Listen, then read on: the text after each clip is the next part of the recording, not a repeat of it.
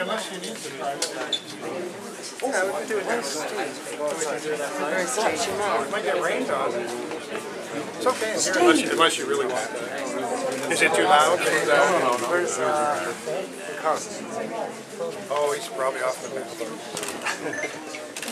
No, you know, he's probably Hollywood. Is this okay for the actor? And Richard, just in relation to the stuff you said about no chemicals being used and no companies associated with you, does that mean if you subcontract out work as well, that would be the same case? And has this ever been done anywhere before? A lot of people would say that Leitrim is the guinea pig. Well, very good question. No, this will not be a different process if someone else works for us. The pledge we're making to use no chemicals extends to everything we touch or anybody who works for us. There's no way around that. If it doesn't work without chemicals, then the process does not proceed and the project will end. What about land company? Unfortunately, I can't speak for Martin Keeley, but what I can say, we are making efforts best we can to get certain things entrenched in the rules. You can appreciate from my perspective, it does me no good if somebody screws something up here. So why would I want Martin to use chemicals if we think no chemicals is the necessary way? That's Lanco, sorry, Martin. But you're an exploratory company that's going to sell on to drillers that won't be bound by your word. Well, I can't ask you to trust me any more than you can throw me, but we don't intend to sell out Ireland. What experience have you got in fracking? Well, for the last decade I've worked in the unconventional business in North America. Well, Tamboran is a new company, only 2 years old. All of our employees have between 20 and 40 years of experience in the oil and gas business. Most of us have the 10 years approximately in fracturing, in the kind of fracturing that's being done now, the heavy-duty fracturing. I've actually been fracturing wells all my career, but as you probably know, the old fracturing in the 1990s was a lot simpler than what we do now. And one of the councillors raised the point that the gas in the Lough Allen Basin belongs to the Irish people, and why should Tamboran Resources benefit from that? Well, I think that's a fair statement. I can't object to people having nationalistic thoughts. I'm from Western Canada, and trust me, it crosses our mind periodically too. Those are hard issues. I don't pretend to step into your politics here because those are very complex issues. You know, what keeps a country together and what keeps it focused are shared values, and I can't wade into that. What I will say is that unfortunately Ireland has not had much success in the hydrocarbon area. Some people are quite happy about that, but when it comes to oil and gas, there really hasn't been much found, even offshore.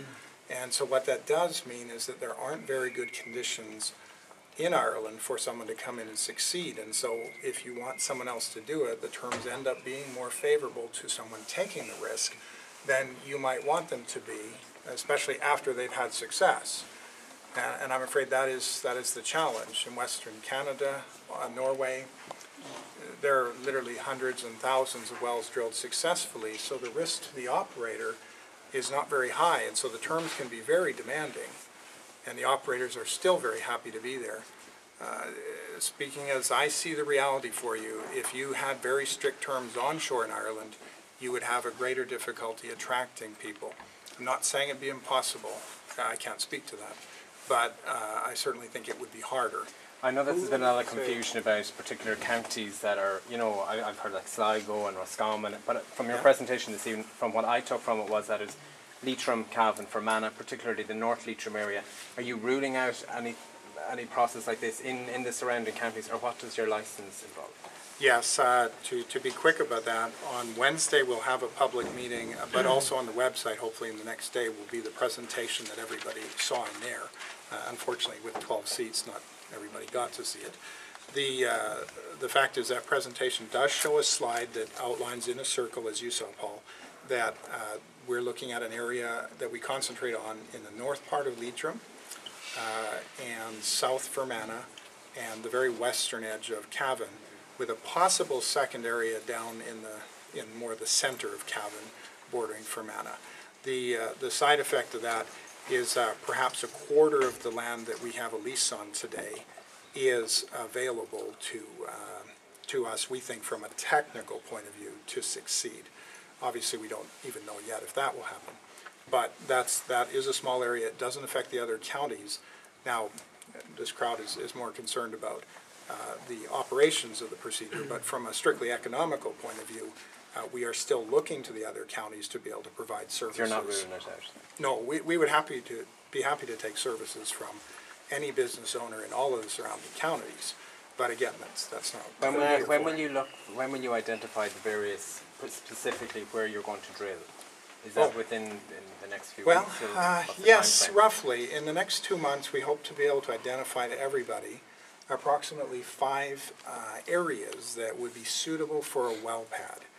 Now, the reason we need to select those, as you may all well be aware, is there has to be an environmental impact assessment done on any specific plan, and that takes at least a year. And we can't just wave our hands and say it's up by Kilty-Clower. I apologize for my Canadian pronunciation, but the fact is we need to give a very specific location, and we'll be sharing that out. And aside of the obvious concerns people do share, there may be some very specific concerns people raise to us about those locations as well. And so we'll be open to hearing that. But yeah, we have to declare those in order for the EPA and for the other government agencies to have an intelligent discussion about what we're going to do there. Finally, there's a lot of people here, you know, with various banners up on that. Yes. A lot of concerns, I suppose there's a lot of, you would put it, misinformation out there, a lot of information going around there. Why should these people here trust you? Well,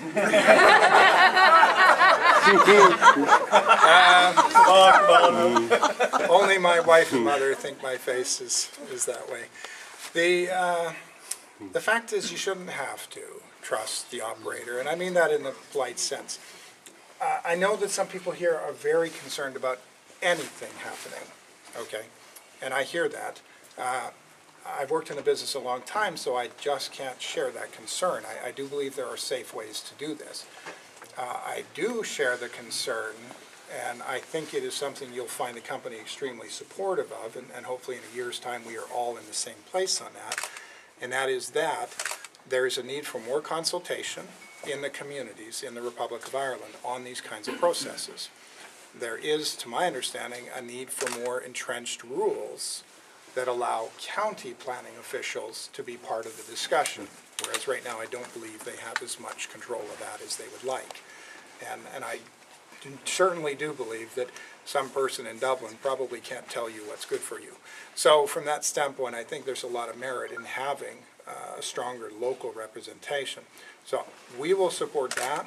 We support the entrenchment of the rules you'll see in our declaration on Wednesday and on the website, which outline how the wells ought to have been constructed worldwide, that outline how you can do this chemical-free and frankly ought to be done that way. And then thirdly, how you should monitor it. And you see in there, there's no need to trust. If you have proof that the well is built right, that the EPA has stood there and looked at the proof, that the community has had its say, to make sure that everything that should be considered had been considered, then there's no need for trust. I don't need to ask for your trust. I do want to support you in trying to get more representation, but I still am, of course, firmly committed to trying to get this done safely and without chemicals for the first time in the world. Finally, how much is it all going to cost? Who exactly is going to fund this project, and have you identified funders and what are their credentials? Well, we have a nice Christmas list of a couple hundred people we'd sure like to talk to in the next 3 to 4 months. But the short story is it probably is going to cost, by the time 2013 happens, which is when we would hope to have a first drill, would be in early 2013 under the most ideal circumstances. And of course, if there's a significant consultation process before that, then that will be impossible. But with that in mind, we would expect it'll take up to 100 million euros between now and 2013.